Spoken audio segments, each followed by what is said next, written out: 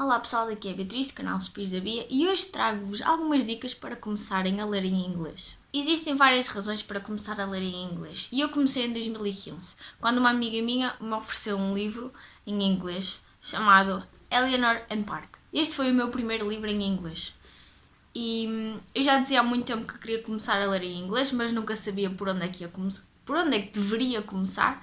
E ela já tinha lido este livro e já me tinha dito que era muito bom e que eu devia de experimentar, mas na altura acho que não estava traduzido para português e lá está, também era uma coisa que eu queria muito começar a ler, era em inglês. Eu acho que sou boa em inglês, pelo menos eu penso assim, mas não sei porque sempre que ia às livrarias, para ser honesta, na maior parte das vezes nem sequer ia à parte dos livros em inglês e na minha cabeça as livrarias não vendiam livros em inglês, o que agora que eu penso é um bocado estúpido, porque por exemplo na FNAC de Santa Catarina o que não volta lá são livros em inglês. Eu acho que este livro é muito fácil de ler em inglês. Aconselho a toda a gente que quer começar a ler nesta língua para começar, por exemplo, com o Eleanor and Park ou com qualquer outro livro da autora, ou então com livros assim, contemporâneos, com romances, porque eu acho que é o mais fácil de ler, porque vocês estão a ler sobre temas na maior parte das vezes atuais, vocês entendem melhor, os diálogos são mais fáceis. É óbvio que, por exemplo, neste caso, como é com adolescentes, às vezes há expressões que são muito próprias dessa faixa etária e então às vezes eu não entendia, mas também não há problema nenhum, vocês vão ao Google, procuram e descobrem logo o significado das expressões. Vocês não devem ter medo de escrever nos livros, porque neste caso, quando vocês estão a aprender inglês, quando vocês estão a começar a ler nesta língua, é normal que há imensas palavras que vocês não entendam o significado. Quer dizer, não é assim tantas, mas por vezes pode aparecer palavras ou expressões que lá está, vocês não vão entender. E sinceramente, o mais fácil é, eu acho, ir ao Google Tradutor, pesquisar a palavra e depois apontar no livro. Porque, para além de vocês fixarem melhor a palavra, porque estão a escrever o significado, um dia ou até mesmo passado uns tempos, se vocês quiserem rever ou se encontrarem outra vez a mesma palavra, é só ir àquela página e já tem o significado. Aliás, eu posso procurar aqui, porque eu sei que apontei algumas vezes. Aliás, até mesmo agora, quando eu leio livros em fantasia, e às vezes eles são complicados, às vezes encontro palavras e escrevo. Olhem, por exemplo, tem este. A palavra frowned, que é carrancudo, e agora eu já sei, mas na altura eu não sabia o que é que era, e deixem ver se aparece. E lá está, apontei. Assim, pessoalmente, eu acho que é óbvio, se o livro for vosso, se não for emprestado ou se não for da biblioteca nem nada, eu não vejo mal nenhum em vocês escreverem. Mas claro, isto também depende das pessoas, porque há pessoas que não gostam mesmo de escrever nos livros, nem o querem fazer. Outra coisa que eu também acho que podem fazer é começar com livros infantis. Existem vários livros infantis de histórias para crianças, não digo histórias para crianças tipo estes que eu tenho aqui, que esta é a minha parte de criança. Não digo contos da carochinha nem nada do género, mas livros que sejam maiores, obviamente, por exemplo, O Diário de um Vampiro Banana, coisas assim desse género, em inglês, para quem não quer mesmo arriscar logo no início, porque acho que vai ser o mais fácil. A história não vai ser complicada, vai ser muito mais fácil para vocês entenderem as palavras, o que é que está a acontecer e tudo mais, e porque tem imagens. A minha segunda dica para vocês é começarem a ler bandas desenhadas ou novelas gráficas. Eu penso que isto é o mais fácil para começar. Provavelmente ainda é mais fácil que os romances, porque se vocês não estiverem a entender o que é que está a acontecer, vocês têm a ajuda das imagens e por isso entendem melhor. Esta foi, eu creio que foi a minha primeira novela gráfica em inglês. E se não contarmos com os Tios Patinhas e esse tipo de coisas, foi mesmo a minha primeira novela gráfica. E esta é sobre o Holocausto. E é tudo em inglês, como podem ver. Mas é muito fácil porque lá está, vocês têm as imagens. Há coisas que vocês podem não entender. E eu lembro que neste caso, esta até tem algumas coisas em alemão, mas é muito mais fácil para entender. E hoje em dia não falta graphic novels em inglês, vocês têm imensas para escolher, até porque as bandas desenhadas neste momento estão na moda, por isso, a sério, não vos falta opções. Se não quiserem ir ao Google Tradutor ou outra ferramenta pesquisar as palavras, podem, através das imagens, ir deduzindo o que é que está a acontecer. Por isso, sem dúvida, apostem em novelas em inglês. Se vocês acharem que já conseguem ler um inglês mais avançado, podem começar a ler distopias ou livros do género das distopias, ou seja, uma ficção mais atual. Não digo ficção muito exigente, tipo no espaço, nem nada desse género, porque acho que isso já é mais para a frente, para quem está melhor. Aconselho-vos então a começarem a ler livros, por exemplo, Handmaid's Tale. Tenho aqui outro, mas está ali em cima, não apetece levantar. Tenho outra Margaret Atwood que é. Como é que se chama? Deixa-me pensar.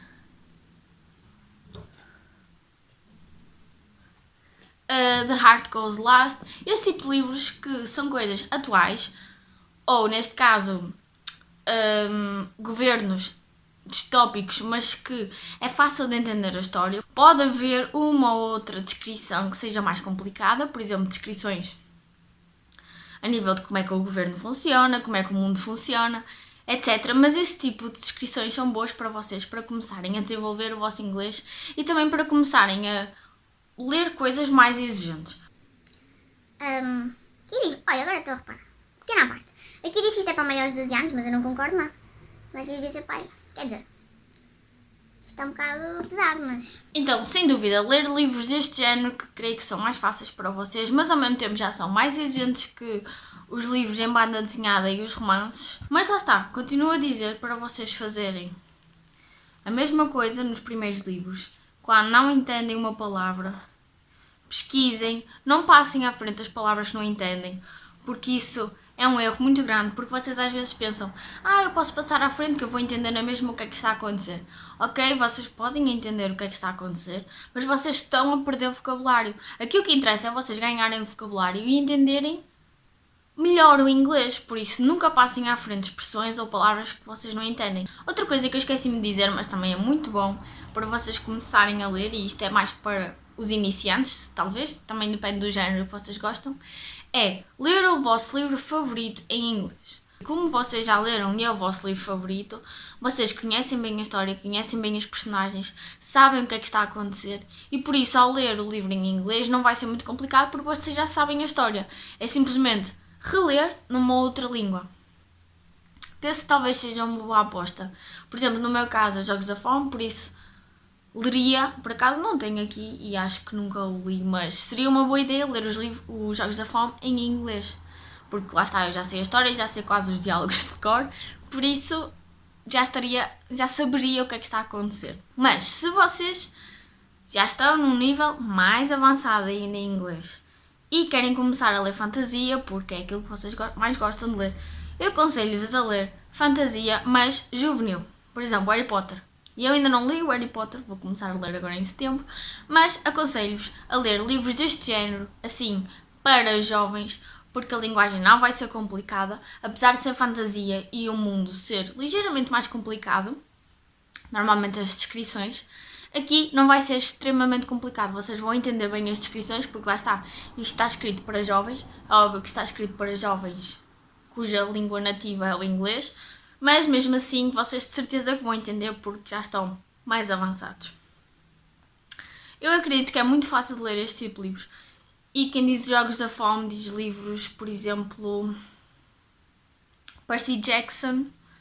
Acho que o Percy Jackson também deve ser muito fácil de ler em inglês. Um Trono Negro, acredito que também seja fácil de ler em inglês, porque o mundo não é assim tão complicado.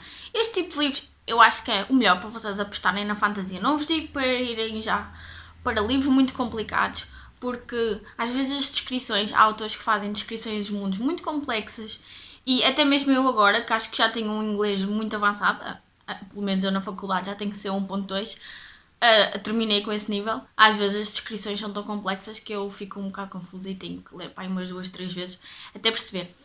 Por isso, neste caso, este tipo de livros não vai ser muito complicado, vai ser fácil vocês entenderem e creio que é uma boa ideia, porque se vocês gostam de fantasia e querem começar a ler livros deste género e não se querem atirar já para livros complicados, porque acho que isso nem é uma boa coisa, eu fiz isso, mas não façam como eu, Penso que é bom. Se o vosso nível de inglês é muito bom, mas vocês simplesmente nunca leram nesta língua, aconselho-vos a começar a ler livros de fantasia do género de A Court of Thorns and Roses, porque é muito mais avançado do que o Harry Potter.